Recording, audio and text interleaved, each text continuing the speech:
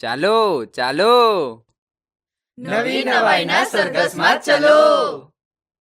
15 મિનિટમાં બધા એકઠા થઈને 4 બત્તી પાસે આવી જાઓ. શું સમજ્યા? જલ્દી કરવાનું, જલ્દી, ફટાફટ. વધારે વાર તો તને લાગે છે બધાએ કામમાં.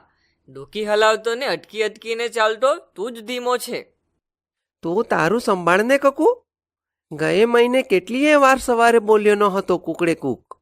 બધાને મોડું થયું હતું તારે લીધે. 15 મિનિટ આવી માથાકૂટમાં જ નીકળી જશે. તમારે માણસોની મારામારી અટકાવવી છે જ નહીં. હવે કામે નહીં વળગો તો હું જ અહીંથી જતો રહીશ. ચાલો પોતપોતાની ફરજ પર. ચાલો પોતપોતાની ફરજ પર. ચાલો ચાલો, બધા તૈયાર છીએ. અરે, આવું તો કોઈ દિવસ જોયું નથી. અલ્યા, સાચું જ છે કે સપનું જોઈએ છીએ? માન્યામાં નથી આવતું. ના ના, છે તો સાચું જ. આંખ સપનું નથી જોતી. એ જો બિલ્લીની બાજુમાં ઉંદર. ને સાપની બાજુમાં નોળિયો. અલ્યા ગજબ થઈ. અને પેલું મરઘીનું બચ્ચું તો જુઓ, બિલ્લીની સોડમાં. અને કૂતરાની હારોહાર બકરીનું બચડું. કેવું ઝીણકું ને રૂપાળું. જરાય ડરતું નથી. આ લોકો તો જરાય લડતા નથી. લડતા તો નથી ને પાછા કેવા સંપીને જાય છે. બિલાડી ઉંદરને નથી મારતી ને કૂતરો બિલાડીને નથી મારતો. નોળિયો ને સાપ કેવા સાથે ચાલે છે. જાણે દુશ્મનાવટ કેવી ને વાત કેવી. ને આપણે લાકડી લઈને એકબીજાના માથા ફોડીએ છીએ. અરે રે, શું કળજુગ આવ્યો છે. કળજુગ નહીં, સતયુગ કહે. આ જો તો પ્રાણીઓ કેવા હળી મળીને રસ્તે સરઘસ કાઢે છે.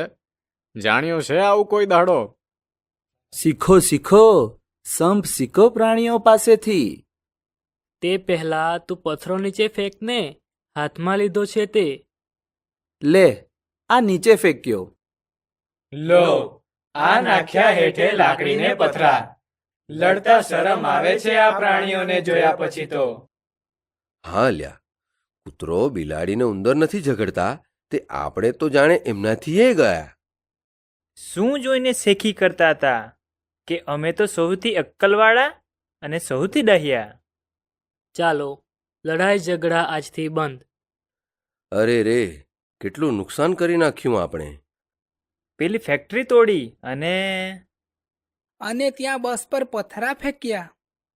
દૂર દૂર પથરા નાખ્યા. કોઈને વાગ્યું અને કોઈ ભોંયે પડ્યા. બહુ ખોટું થઈ ગયું. હવે તો કંઈક શીખીએ. આજથી તો નવી શરૂઆત કરીએ. આ પ્રાણીઓ નથી બોલતા, નથી એમણે ચોપડીઓ વાંચી, નથી ભાષણો સાંભળ્યા, છતાં જુઓ એમને. શરમાવું જોઈએ આપણે. સમજાય છે કંઈ? સાચી વાત છે. આપણે સામે જઈને પ્રાણીઓના આ ડહાપણને વધાવીએ. બિલકુલ ખરું. નાટકમાં ટોમી કૂતરો, ગૌરી ગાય, બન્ની બકરી, કકુ કૂકડો, કાળુ કૂતરો, ગંગુ ગધેડો અને ટીલિયો ઘોડો જેવા વિવિધ પ્રાણી પાત્રો તેમના મિત્રો અને સમુદાય માટે ચિંતા દર્શાવતા હોય છે. તેઓ માનવજાતની ક્રિયાઓથી પ્રભાવિત થાય છે અને તેમની સમસ્યાઓની ચર્ચા કરે છે. નાટકના સંવાદોમાં વ્યંગાત્મક અને રમૂજનું સરસ મિશ્રણ છે, જે પ્રેક્ષકોને મિત્રતા, સહકાર અને સહઅસ્તિત્વનું મહત્ત્વ સમજાવે છે. માત્ર મનોરંજન પૂરતું નથી, પરંતુ તે બાળકો અને પુખ્ત વયના લોકો સુધી મિત્રતા અને સમજણની સાથે જીવનના મૂલ્યો પણ પહોંચાડે છે.